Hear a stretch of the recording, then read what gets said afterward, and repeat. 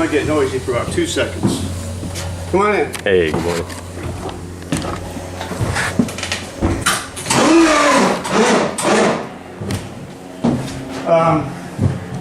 At that time, the Air Force was kind of excited about having a glider.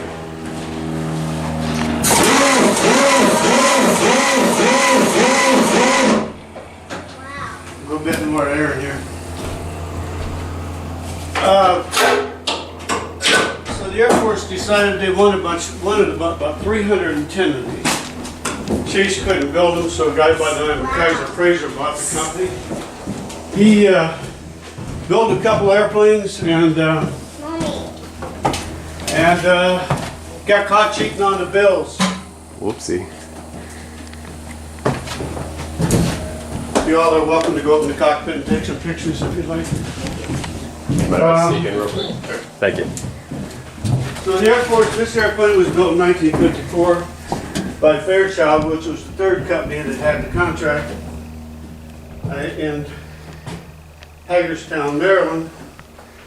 This is model 123, just happened to coincide with the model number of the airplane.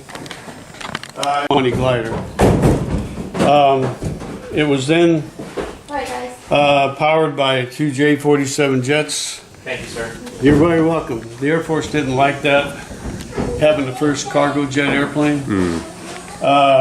They thought it was a big vacuum cleaner. So Chase put the 2800 Pratt & Whitney double washed engines on it. The only problem they had when they put the engines on it, since it was originally a glider, you'll notice, because it's a glider wing, there's no place to put the fuel internally.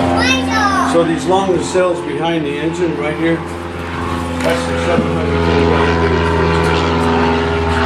Not really a very good place to put a fuel tank. Okay. But the only good thing about it, if you're going to have a bad day and you don't want to carry 1,400 gallons to the crash site, you can actually jettison those off in flight. That helps. Now you're back to the glider. Right. What's outboard here? Pardon? What are those pods outboard? Give me just a second. So this airplane was built in '54. It went to the 313th Special Ops Group in Herbert Field in Florida. Along came Vietnam. It was the greatest airplane for Vietnam because they could work out of unimproved fields behind us. So when they were doing that, they got a little scared if they were coming out of the jungle with a load on, and one of these recips decided to take a vacation. They put the J-85 General Electric -17 jets on for takeoff out of the dirt strips. And that's the only time they used them. They didn't use them in flight. At that time, they put the 400-gallon external fuel tank out on the wing. In Vietnam, they didn't carry that extra tank. The normal configuration was just the jets and the recips. The reason being they didn't need the fuel and they didn't need the extra weight for their operation. They did a lot of covert operations in Vietnam. One of the operations was the Agent Orange, as everybody refers to it as Agent Orange, the defoliant mission. In the defoliant mission, they had a 1,000-gallon herbicide tank here. They had a 047 Continental engine, aircraft engine here, and pumps, and the operator sit back here. They would go in groups of 3 to 12 ships, and they would drop down to 100 feet, and they would start spraying with whatever their target was for that day. Okay. If they were taking ground fire, they would drop down to 35 feet or as low as they could get. At that time, this guy back here would throw out a purple smoke.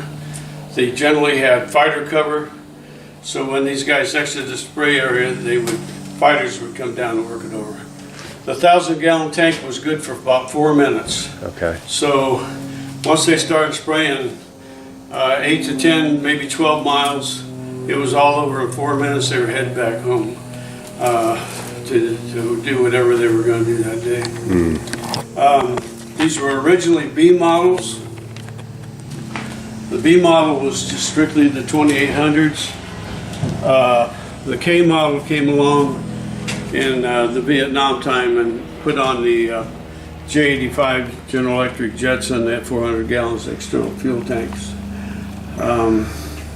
This airplane showed up in, actually this airplane, after Vietnam, the airplane went to the Pennsylvania Air Force Reserves for several years. Early in 1980s, 1981, they started to retire these airplanes.